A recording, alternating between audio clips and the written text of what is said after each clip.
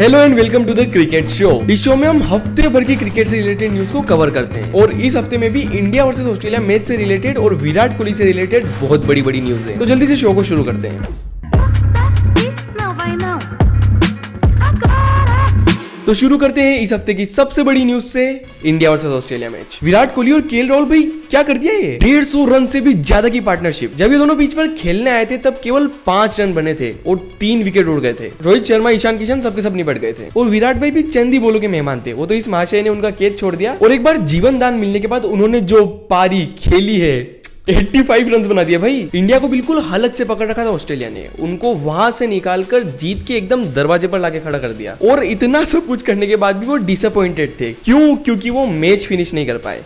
That's Virat Kohli for you. अब विराट की पारी की बात तो हर कोई कर रहा है, लेकिन केएल की पारी भी अच्छी थी। इस अच्छी वर्ड को एक और बार बोलता हूं मैं, बहुत अच्छी थी। इस मैच के बाद विराट कोहली और रोहित शर्मा से ज्यादा तो मैं केएल राहुल की इज्जत करने लग गया हूं। शुभमन गिल के बाद में ये इकलौते ऐसे खिलाड़ी है जो हर कंडीशन में चल जाते हैं। जंपा को तो ऐसे चौके मार रहे थे जैसे विराट भाई हारिस रऊफ को मारते हैं। और ये चौके कितने डिफिकल्ट थे इस बात का आपको अंदाजा लगाना हो तो इस बात से लगा लो कि पूरे मैच में 5 से भी कम छक्के पड़े थे। 100 ओवर में 5 छक्के और केएल ने 3 बॉल में लगातार 3 चौके मार दिए थे। एक तरफा तो नहीं कहूंगा मैं इस जीत को, क्योंकि शुरुआत के मैच में जो मिचेल स्टार्क ने हालत करी थी हमारी, 5 रन पे 3 विकेट कौन लेता है यार। जब ऑस्ट्रेलिया की बैटिंग चल रही थी तो ऐसा लग रहा था कि स्पिनिंग पिच है, स्पिनर्स से बच के रहना होगा। यहाँ तो पेसर्स ने निपटा दिया। हमारे Rohit Sharma left arm bowler की तैयारी करके आए थे और राइट आर्म वाला हेजलवुड पेल के चला गया। अब अगर ऑस्ट्रेलिया की बैटिंग की बात करें तो उनकी शुरुआत बिल्कुल अपोजिट तरीके से हुई थी। डेविड वार्नर और स्टीव स्मिथ ने उनको एक स्ट्रॉन्ग शुरुआत दे दी थी, लेकिन मुझे पता था कि अगर इंडिया एक विकेट भी ले लेती है तो सारा गेम हमारी तरफ आ सकता है, क्योंकि बिल्कुल ऐसा ही 2015 के सेमीफाइनल में भी हुआ था। शुरुआत में तो इंडिया बहुत अच्छा खेल रही थी, शिखर धवन और रोहित शर्मा दे छक्के छक्के मारे जा रहे थे, लेकिन जैसे ही एक विकेट गिरा उसके बाद विराट कोहली, एमएस धोनी सबके सब निपट गए और इंडिया वो मैच हार गई। और इस मैच में भी बिल्कुल वही हुआ। जैसे डेविड वार्नर की विकेट गई उसके बाद स्टीव स्मिथ, लबुशेन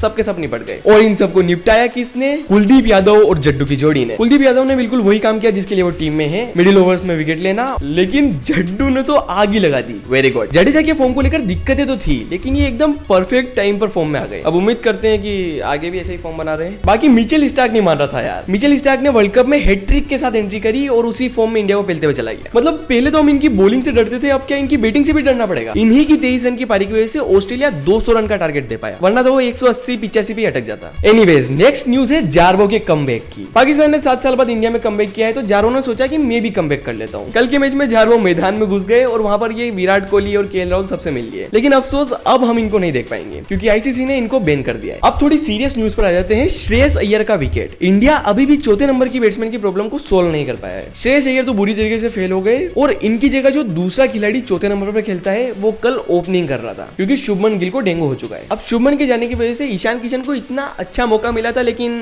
वो हक दिए। वो तो अच्छा है कि बाद में विराट और केएल की जोड़ी बन गई और हमने बता दिया कि क्यों हम ये वर्ल्ड कप जीतना डिजर्व करते हैं। अब बात कर लेते हैं विराट कोहली की। विराट कोहली से रिलेटेड 2-3 बड़ी न्यूज है, तो एक एक करके सब डिस्कस करते हैं। फर्स्ट न्यूज है वीरेंद्र सहवाग की। वीरू ने ये बोला है कि मैं चाहता हूं कि चीकू इस वर्ल्ड कप के हाईएस्ट रन स्कोरर बने, और उन्होंने ये भी बोला कि अगर हम ये वर्ल्ड कप जीत जाते हैं तो विराट कोहली को कंधे पर बिठाकर ग्राउंड का चक्कर लगवाना चाहिए, बिल्कुल वैसे ही जैसे सचिन तेंदुलकर को लगवाया था। दूसरी बड़ी खबर ये है कि विराट कोहली फिर से पापा बनने वाले हैं। हाँ, विराट और अनुष्का अपना सेकंड चाइल्ड एक्सपेक्ट कर रहे हैं। होपफुली जब तक विराट का सेकंड चाइल्ड हो हम लोग वर्ल्ड कप जीत चुके हो। Third and final news, Singapore के एक बहुत ही फेमस म्यूजियम में विराट कोहली का वैक्स स्टेचू लगने वाला है और उस स्टेचू का इनॉग्रेशन 14 अक्टूबर को है और उसी दिन इंडिया वर्सेस पाकिस्तान का मैच भी है। वैसे इंडिया वर्सेस पाकिस्तान के मैच से याद आया कि बाबर भाईजान ओपनिंग सेरेमनी में एकदम इंग्लिश बोल रहे थे। ओपनिंग सेरेमनी में क्या कुछ नहीं हो गया यार। सबसे पहले तो ओपनिंग सेरेमनी ही कैंसिल हो गई। पता नहीं क्या क्या बातें चल रही थी कि इंटरनेशनल स्टार्स बुलाएंगे, बहुत ग्रैंड ओपनिंग होगी, और आखिरी में कैप्टन स्मिथ दिखा दिया जिसमें भी बहुमा भाई सो रहे थे। अब इतना टॉर्चर कम पड़ गया था तो बाबर भाईजान ने भी इंग्लिश में बात करना शुरू कर दी। रवि शास्त्री उनको हिंदी में क्वेश्चन पूछ रहे हैं और ये जबरदस्ती इंग्लिश में जवाब दे रहे हैं। डेफिनेटली वी हैव इन सारी चीजों में एक चीज अच्छी लगी, जब रोहित शर्मा उस ट्रॉफी को घूर रहे थे।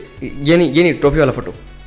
हाँ, फिर जैसे तैसे ओपनिंग सेरेमनी खत्म हुई और वर्ल्ड कप का पहला मैच शुरू हुआ और वहां जाकर देखते हैं कोई आया ही नहीं है। भाई मैच शुरू होने के टाइम पे ऐसी हालत थी और इस बात को लेकर सब लोग इंडिया को ट्रोल करने लगे, लेकिन शाम होते होते 40,000 से भी ज्यादा लोग वहां पर आ गए और हम लोगों ने highest crowd in an opening match ever का भी रिकॉर्ड बना दिया। मोदी जी, ये तो क्या कुछ नहीं हो सकता। नेक्स्ट न्यूज की बात कर लेते हैं। इंडिया वर्सेस ऑस्ट्रेलिया के मैच के पहले रोहित शर्मा की एक प्रेस कॉन्फ्रेंस हुई थी और उस प्रेस कॉन्फ्रेंस की वजह से ये तो समझ में आ गया कि रोहित शर्मा प्रीपेड तो है। युवराज सिंह ने एक इंटरव्यू में बोला था कि हमारे प्लेयर्स को वर्ल्ड कप में सोशल मीडिया से दूर रहना चाहिए। तो रोहित शर्मा ने इस बात को कुछ ज्यादा ही सीरियस ले लिया और वो पिछले 9 महीनों से सोशल मीडिया से दूर है। उनका सारा प्रमोशनल वर्क उनकी वाइफ संभालती है। तो चलो, हमारा कैप्टन तो कम से कम सीरियस है, लगता है ट्रॉफी आई जाएगी। नेक्स्ट न्यूज, माही भाई वापस आ चुके हैं। रणवीर सिंह ने रिसेंटली MS धोनी के साथ कुछ फोटोज डाले और उसमें रणवीर जो हमेशा करते हैं वो करते हुए दिख रहे हैं, लेकिन इस फोटो की वजह से माही भाई का नया लुक सामने आ गया। अच्छा लग रहा है यार। वैसे माही भाई के साथ साथ हमारे रीशू ने भी कमबैक कर लिया है। ड्रीम 11 के मल्टीपल एड्स में आपने इनको देख ही लिया होगा। फिर युजवेंद्र चहल ने वर्ल्ड कप में नहीं सिलेक्ट होने पर रिएक्ट किया है। उन्होंने बोला कि तुम खेलते रहो वर्ल्ड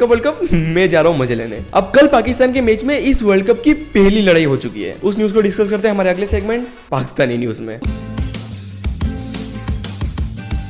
ये हारिस श्रॉफ का सच में कुछ समझ नहीं आता है। पहले एशिया कप में ईशान किशन पर चिल्ला रहे थे, अब वो तो चलो ठीक है, वो एक प्रॉपर बैट्समैन था, लेकिन कल नीदरलैंड्स के एक टेल एंडर पर भी चिल्लाने लग गए। भाई इंडियन बॉलर्स टेल एंडर्स को आउट करने के बाद रिएक्ट भी नहीं करते हैं, और ये उसको आउट करने के बाद उनसे लड़ाई करने चले गए। वो प्लेयर भी हंसने लगे कि तुम मुझसे क्या लड़ाई कर रहा है, जिसको तेरे से बदला लेना था उसने तो ले लिया। पूरी कहानी ये कि नीदरलैंड्स का एक प्लेयर था बास दे लेडे, जो भी नाम है इसका, इनको हारिस श्रॉफ ने एक बार बाउंसर मार दी थी जो इनकी आंख पर जाके लग गई थी। अब उसका बदला इन्होंने कल के मैच में एक छक्का मारकर ले लिया। जैसे ही लेडी ने हारिस को छक्का मारा, उन्होंने हारिस की तरफ देखा और एक आंख मार दी। वैसे कल के मैच में हारिस के मजे लेने के अलावा वो ऐसे प्लेयर भी बन गए जिन्होंने एक ही मैच में 4 विकेट्स के साथ साथ 50 भी मार दी। He is the youngest player to do that. अब गिरते पड़ते पाकिस्तान ये मैच जीत ही गया और बाबर आजम भी सेंचुरी बनाने ही वाले थे, लेकिन वो केवल 95 रन से मिस कर गए। इधर बाबर भाईजान से रन नहीं बन रहे, उधर गौतम गंभीर इनके मजे लेते जा रहे हैं। पहले उन्होंने बोला कि Babar Azam can set this world cup on fire. फिर पाकिस्तान की टीम को टॉप 4 में सिलेक्ट ही नहीं किया, मतलब इनके हिसाब से केवल बाबर आजम अच्छा खेलेगा, बाकी